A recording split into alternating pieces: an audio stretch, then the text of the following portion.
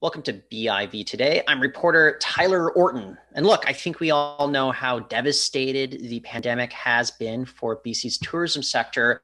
But as we look forward to mass vaccinations, I think the industry will also be looking forward to ways of making up those losses.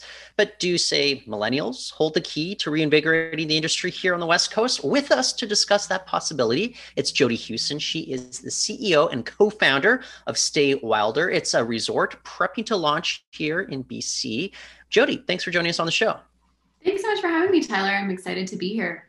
So I got to ask, you guys are prepping to launch this new resort. What is kind of the idea behind it?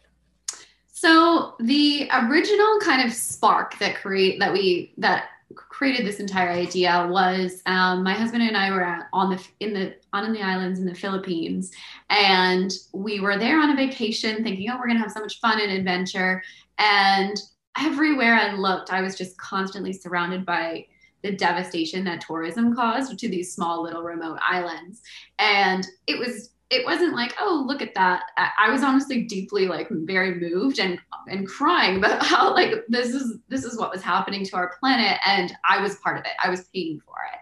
And I kept sort of saying, like, I wish I could travel in a more eco-conscious way, but I can't afford a $600 a night resort. I can't afford to, take a helicopter to the mountains and stay in like these solar powered off-grid places. And so that's where the spark came from, is how can we solve this problem?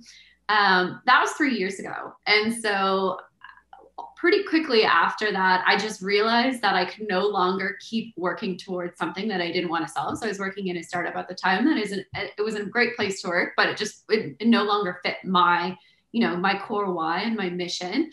And I, within 6 months, quit and set out to try and figure out, how do we make eco-friendly travel more accessible, more desirable for millennials, and ultimately, how do we make it start to switch? Like, how can we disrupt the industry so that this is now the norm? And again, that was 3 years ago. And so this idea evolved, and I was really like getting into like how to build more efficiently and doing all these things. And truthfully, like February 2020, I finally decided, okay, this is going to be the year we're going to build it this year. Like by this summer, we're going to build. And I quit all my consulting clients. I was like ready to start building this dream. And a month later, COVID happened. But it was very interesting because the model, the MVP that I came down to figuring out, like through all of this, is like, how do we do this in the most like scalable, accessible and appealing way to millennials? Was I decided on, we'll start with glamping pods, because glamping is something that is picking up in steam. I've seen it increase like people searching for it 4 times over the last couple of years, like 4 times more over the last few years, and a huge spike actually as soon as the pandemic hit. So we were going to focus on glamping, we were going to focus on local travel, and we were going to focus on being within like 2 to 3 hours of big cities, and just focusing on getting professionals out of the city and experiencing our resort. And ultimately, what ended up happening is when COVID happened, I was like, am I crazy to still do this? But it still works. Like it still works. And with obviously the exception of wanting to make sure that people aren't coming out of the city and infecting or bringing the virus into smaller, more rural and less protected and less protected cities, everything else about it works. And so on top of that, our other concepts were like, well, let's make it so that you can have a box delivered of like local goods, and let's make it so that like local products can be delivered straight to your door. That also tied perfectly to exactly the model we wanted to create. And again, as I saw the pandemic hit and March and April hit last year, I was watching Google Trends, and searches for cabin rentals, searches for glamping resorts, searches for campgrounds was going through the roof. Despite being this massive potential threat, it opened up a market and a bit of a pent up demand for what we're doing. And honestly, since we've launched our wait list, we have people emailing us every day being like, can I come today? Like, can I take my husband here for his birthday? Can I come tomorrow? And we have 9,000 people on our wait list already. So there is a pent up demand. Well, that's just what I was thinking, though. It's like, look, we're waiting for mass vaccinations, but when that time comes, do you think there's even the possibility of doing this sort of ecotourism in a safe way, a way that's going to be sustainable, or are the margins just a little bit too tight right now at this moment? We're just seeing so much devastation going on with operators in the tourism sector.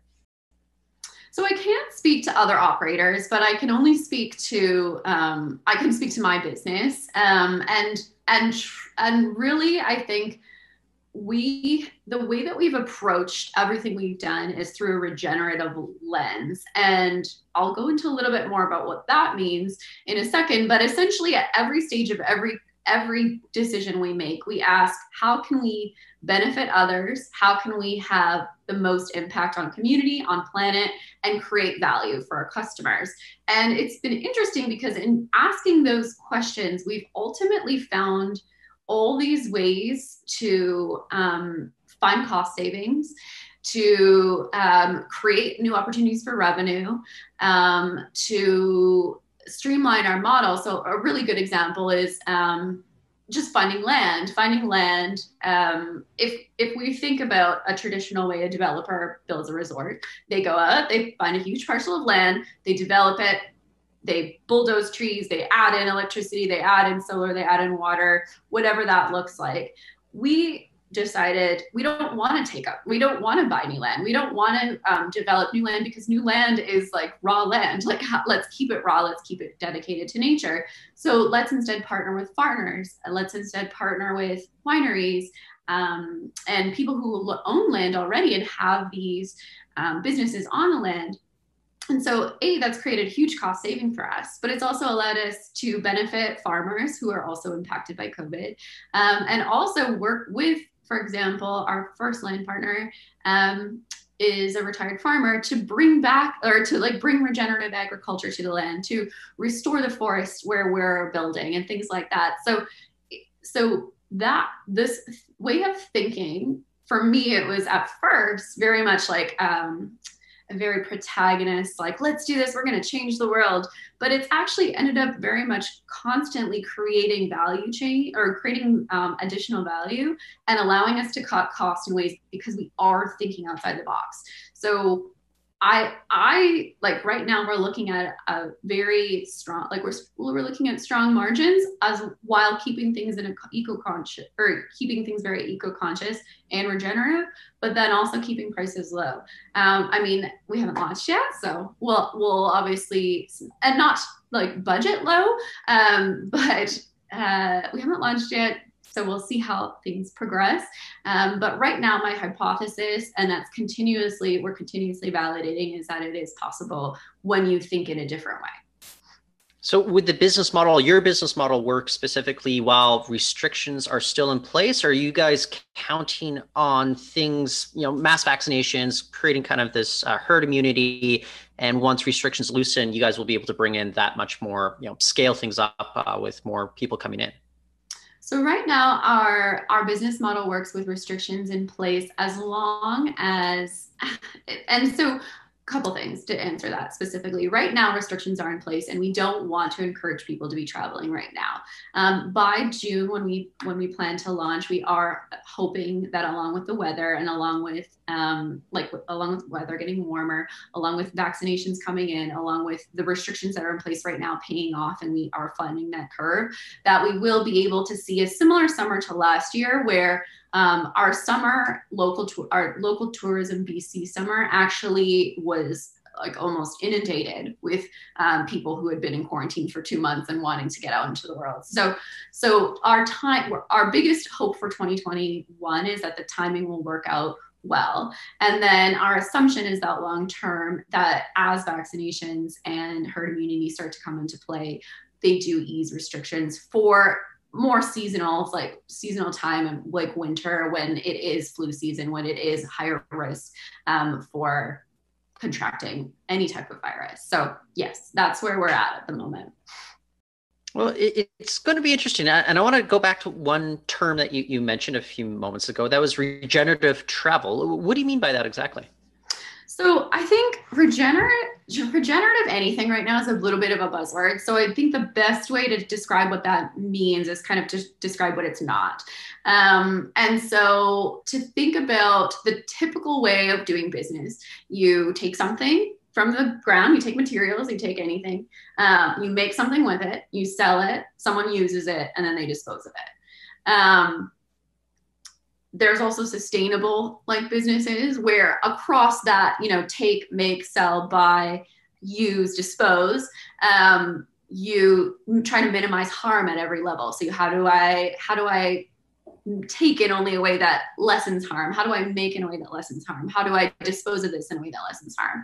There's also circular economy, which is a new term in our thing in capitalism and the way that business people are talking right now, and which is when I take something and I make something and I sell it and you use it after it's done, you should be able to take it and make something new with it. And so it's this circular thing.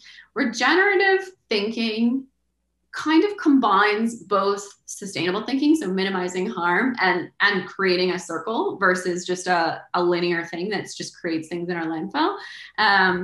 But at every single stage of that journey, from taking to making to selling, you're asking, how can I create something better for the stakeholders around me that will also ultimately lead to more value? And so I tend to think of it like a flywheel versus a circle in that. And a really great like physical example that I think a lot of people are starting to get to understand is regenerative agriculture, where before it was just like, I take my soil, I put plants in it, I sell the plants, and then I continue. It's that very, very linear thinking. Whereas now it's like, well, if I keep making this soil better and better and better, and I also bring in plants and animals and fungi and all these different things so that they're constantly contributing to the soil, my products will be better. And I'll also add back value to the soil so that it's continuing. It's basically creating a flywheel that's of healthy, consistent, resilient value. And that's the type of thinking that I truly believe is like the next stage that we need to be working with as business leaders. We need to be thinking of at every stage of the game, from taking, making, selling, using, disposing. How can my waste benefit someone else?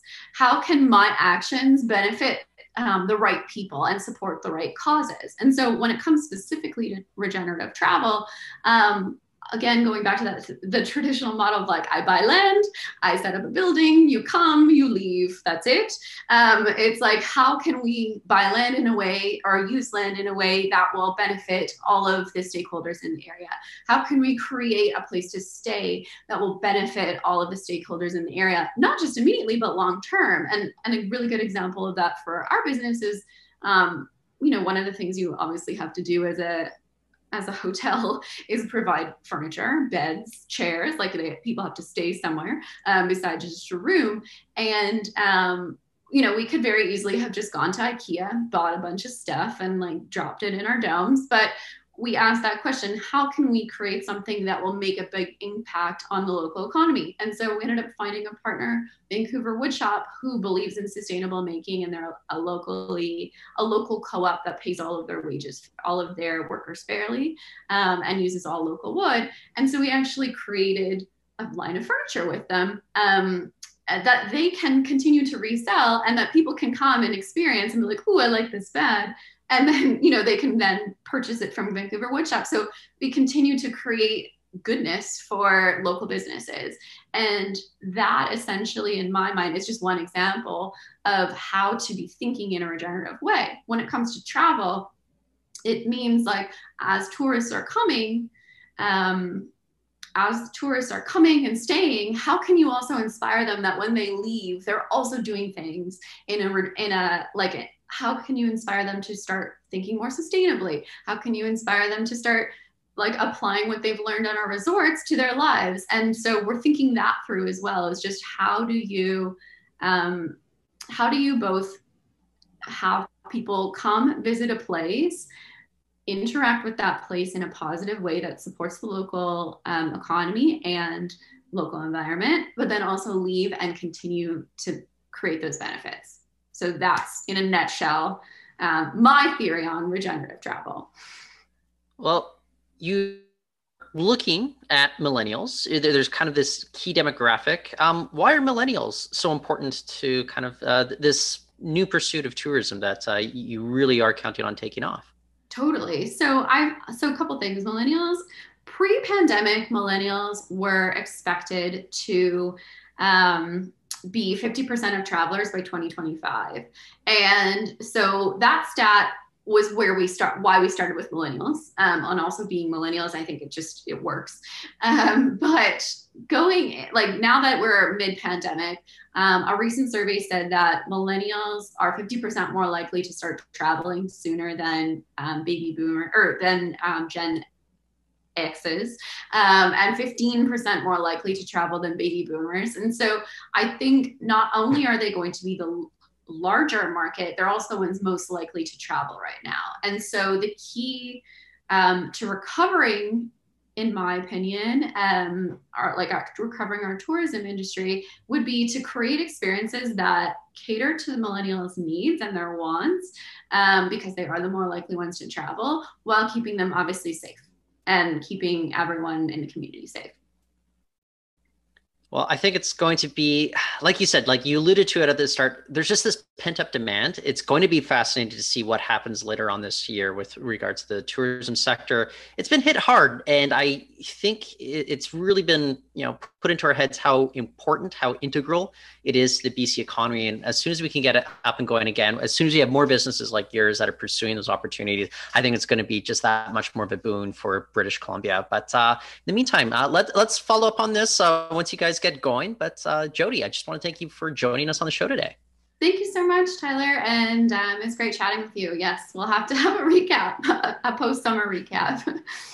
Excellent. Well, that's Jodie Hewson. She's CEO and co-founder of Stay Wilder. And that is it for the show today. We will be back tomorrow, though. In the meantime, you can go to biv.com. More stories there, more interviews there. For now, I just want to thank everyone for listening. I'm Tyler Orton.